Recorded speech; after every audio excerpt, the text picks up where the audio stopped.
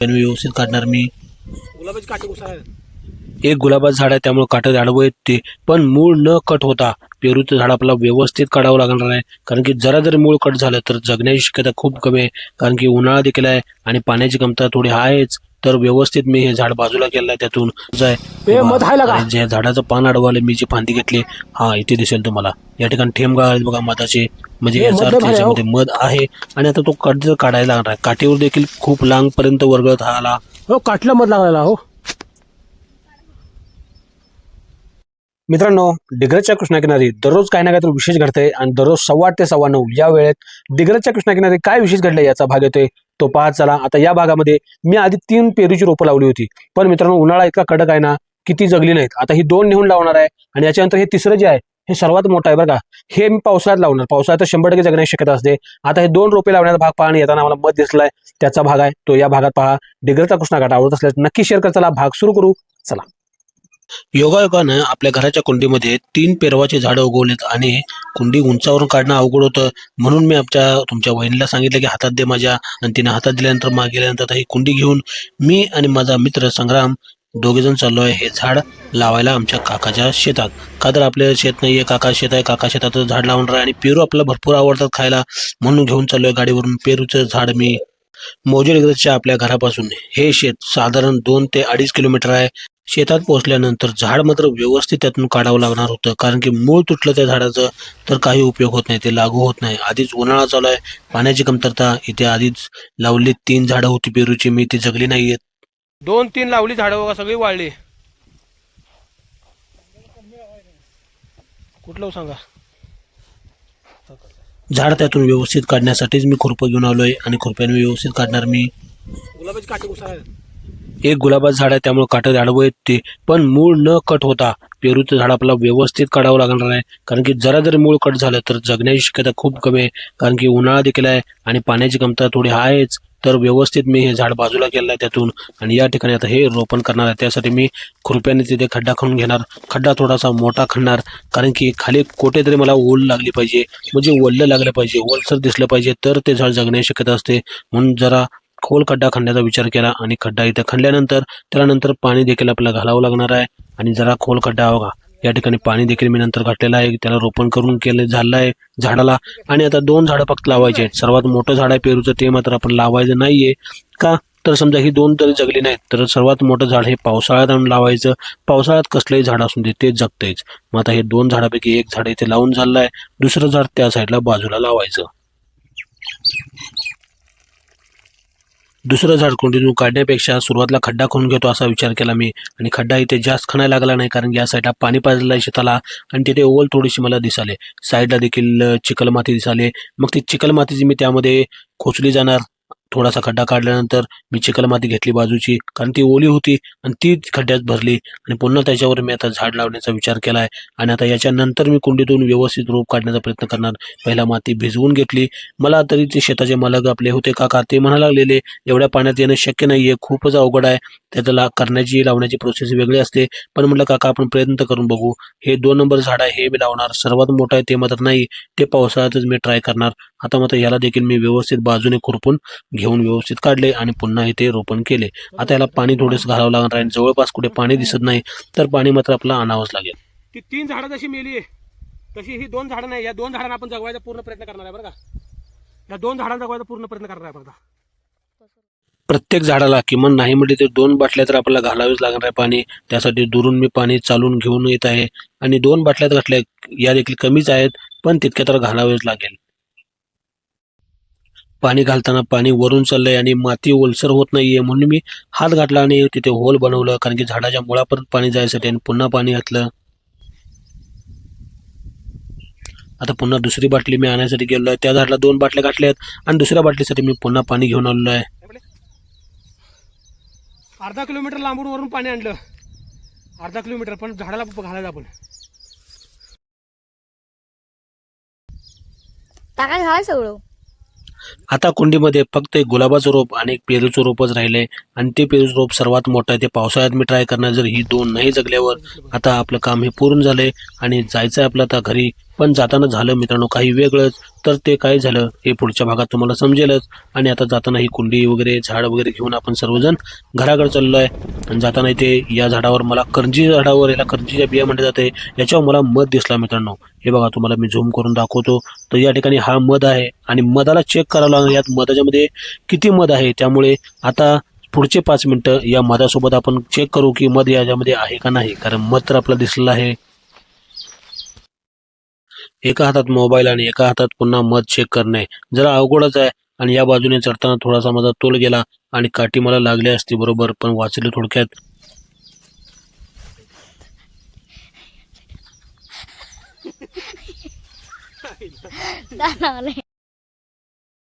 अशा प्रकारच्या काही झाडावर पांढरट असा लेअर असतो, त्यामुळे चढणं अवघड आहे.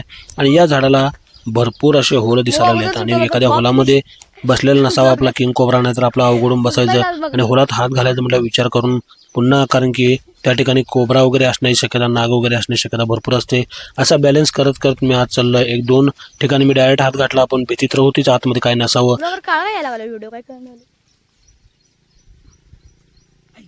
एकदम काळा आला व्हिडिओ. कुणाची विरुद्ध बाजूला ह्या साईडने दिसते का? तर मित्रांनो हा पाहू शकता, हे काय दगडानं पाहिजे जरा मग उठवा.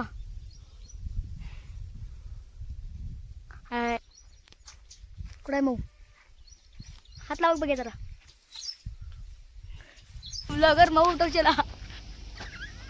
इतक्या दुरून मित्रांनो तुम्हाला काय दिसणार. मग पायामध्ये मी मोबाईल घेतला आणि पायामधून मोबाईल पुन्हा संग्राम करून मी वर घेतलेला आहे, कारण की एकदा उतरणं खाली शक्य नव्हतं. आता मला मोबाईल ठेवावा लागतोय बरं का, कारण की मला इथनं चढा येत नाही वर धरून हातानं. काय तू मधमाशा उडवणार खाली ना, आणि मधमाशा सगळ्या पळून जाणार आणि मी एकटा मध काढणार, तसं होत नाही. त्यांना काय मधमाशा संरक्षण नको आहे, संरक्षण करत असते त्यांनी बाबा, लय स्ट्रॉंग संरक्षण असते त्यांचं. आता एका हातात मोबाईल धरून मी चढा लागली बघ. करंजी झाड पण लागा ढिसू असते लागा ह्या झाडावरनी. करंजी झाड पण ढिसू आहे लागा. काय पडायचं काम आहे बाबा, ज्या आले ब्लॉग बनवणं म्हणजे रिस्कीच आहे. एवढं रिस्क घेऊन आपण लागा करतोय, लोक लाईक करत नाही, त्यांचं शेअर. तुम्हाला दाखवण्यासाठी मित्रांनो मोबाईल खूप जवळ नेलेला आहे आणि या ठिकाणी मधाचे पोळे आणि मधमाशा सगळ्या चिटकून बसल्या आहेत व्यवस्थित अशा गच्च. उठव उठव, हा उठव. अरे मला चावूनच की राजा, तू उठवतो म्हणल्यावर तसं उठवून चालतोय मधमाशाला. गप दगड मार नको, जरा काठी घालून मध्ये काढतो आणि बघूया. होय किती उंच आहे बघ का, मी किती उंच वरलोय. खाली बघ किती उंच आहे, काय जवळ आहे ते. हा एक उडी टाकणार, एक वर. मग 10,000 द्या, मग तू वर येणार रे.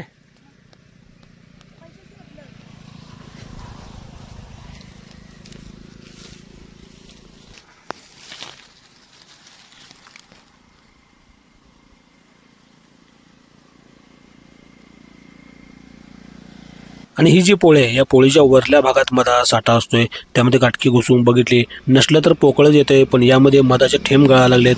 बहुतेक मध यामध्ये भरपूरच आहे. मध आहे लागा. जे झाडाचं पान अडवाले मी जी फांदी घेतली, हा इथे दिसेल तुम्हाला, या ठिकाणी ठेंब गळाले बघा मधाचे, म्हणजे याचा अर्थ याच्यामध्ये मध आहे. आणि आता तो काढायला लागणार, काठीवर देखील खूप लांब पर्यंत वरगळत हा आला. हो काठला मध लागलेला.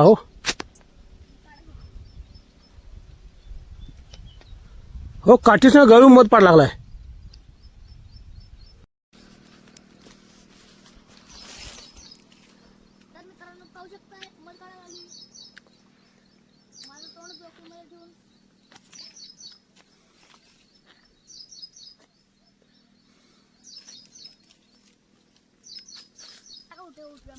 बास बाबा, एवढ्या हेअर रिस्क मध्ये मोबाईल धरून कोण काढणार बाबा. मोबाईल एवढा उंच उभारलोय, नको तो खाली. काय निम्म्यापर्यंत आल्यावर मोबाईल तुझ्याकडे कॅश टाकतो, फक्त शेतामध्ये व्यवस्थित धर, पडाय नको. परवाच हप्ता फिटल्यात, आधी जिंबलचा हप्ता चालू आहे.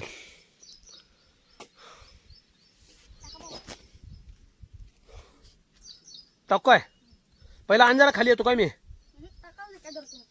नको अंजार खाली येऊन धरतो, म्हणजे पडलं की फुटाय नको.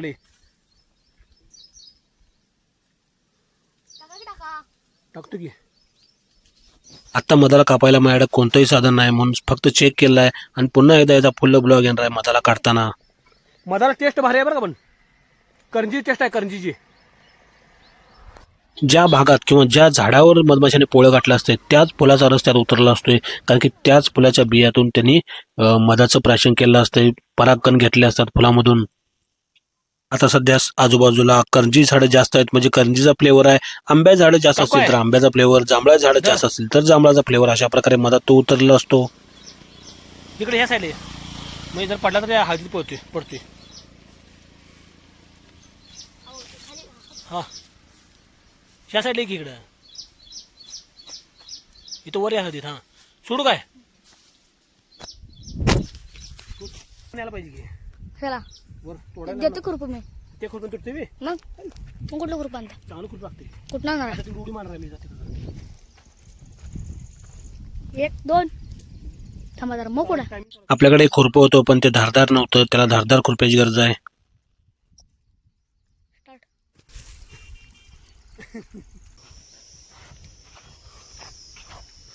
भागत नाही. हा झाड लावली हे वर कोंडी येतो जरा कोंडी. आधी 3 रोपं वाळलेले आहेत आणि उन्हाळ्यात आता हे 2 रोपं आणि लावले आहेत मी. नंतर ते नाही लागू झाली तर हे 3रं रोप सगळ्यात मोठं ठेवलेलं आहे, ते मात्र पावसाळ्यात लावायचं. चला तर मित्रांनो, डिग्रजच्या कृष्णाकिनारी असले वेगवेगळे भाग नेहमीच येत असतात, तर सबस्क्राईब करा आणि पाहत चला. मित्रांना देखील तुमच्या शेअर करत चला. डिग्रजच्या कृष्णाकिनारी दररोज काहीतरी विशेष घडते. आता उद्या पहा हा भाग.